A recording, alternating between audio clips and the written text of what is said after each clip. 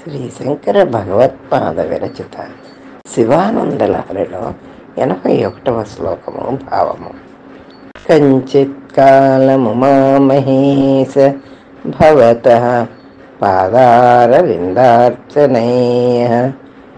కంచిత్ ధ్యాన సమాధిభిశ్చ నతిభిః కంచిత్ కథా కన్ననైః కంచిత్ కంచిదవేక్షణైశ్చ నుతిభిః కంచిద్ దశామీదృశీం యః ప్రాప్నోతి ముదా త్వదర్పితమనః జీవన్ సముక్తః ఖలు.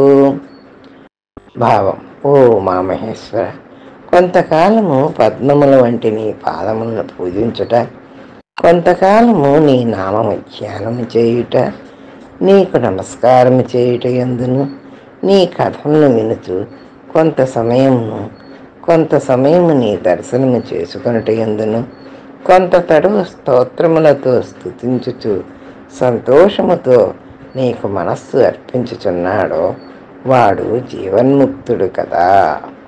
82వ శ్లోకం.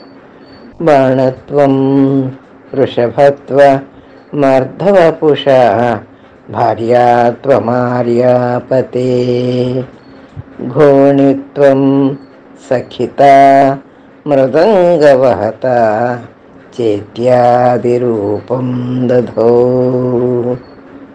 త్వత్పాదే నయనార్పణం చ కృతవాంస్త్వద్దేహభాగో హరిః పూజ్యాత్ పూజ్యతరః సయేవ హి న చేత్కో వాత ధన్యోధికః. గౌరీపతి, ఈ కారణము చేత విష్ణువు నీకు బాణముగా ఉండెను, వరాహముగా ఉండుట, సగము శరీరముతో అర్ధాంగిగా ఉండుట, స్నేహితుడిగా ఉండుట, నీ తాండవమునందు మృదంగము వాయించువాడుగా ఉండుట, ఇటువంటి రూపములు దాల్చి నీ పాదమునందు నేత్రమును అర్పించినవాడు నీ దేహమునందు ఒక భాగమునయ్యను. అందువలనే అతడు పూజ్యుల కంటే పూజ్యుడు కదా. 83వ శ్లోకం.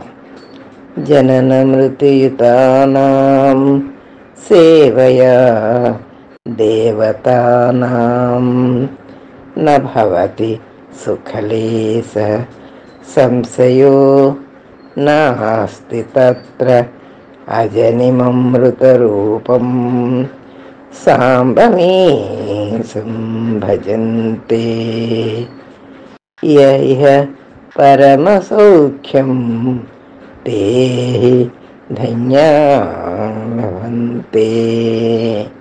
పరమశివ, మిగిలిన దేవతలు అందరూ జనన మరణములు కలవారు. అటువంటి వారిని పూజించడం వలన తాత్కాలిక సౌఖ్యము తప్ప ముక్తి రాదు కదా. పార్వతీ సమేతుడు అయిన పరమశివుడు మాత్రమే జనన మరణములు లేనివాడు కనుక మోక్షానందమును ఇచ్చును. 84వ శ్లోకం.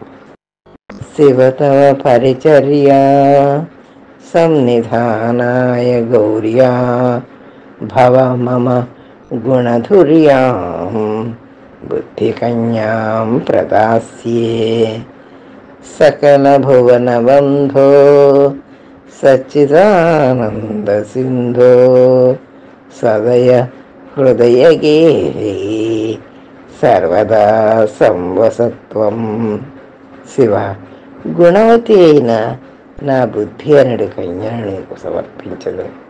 సకల లోకములకు బంధువైన వాడా, సచ్చిదానంద సముద్రుడా, దయతో కూడినవాడా, నీ సేవా సాన్నిధ్యం కొరకు పార్వతీదేవితో కూడి నా హృదయము అనడి గృహమున నివసింపుము.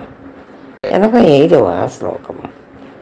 జలధిమథన దక్షో నైవ పాతాళభేదీ నచ వనం మృగయాయాం నైవ లుబ్ధః ప్రవీణః అసన కుసుమ భూషా వస్త్రముఖ్యాం సపర్యాం కథయ కథమహం తే కల్పయానీందుమౌళే.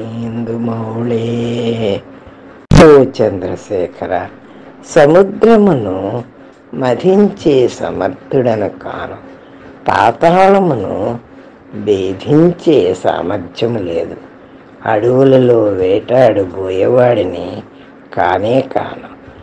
ఆహారము, పుష్పము, ఆభరణములు, వస్త్రములు నేను ఎట్లు సమర్పించగలను చెప్పు.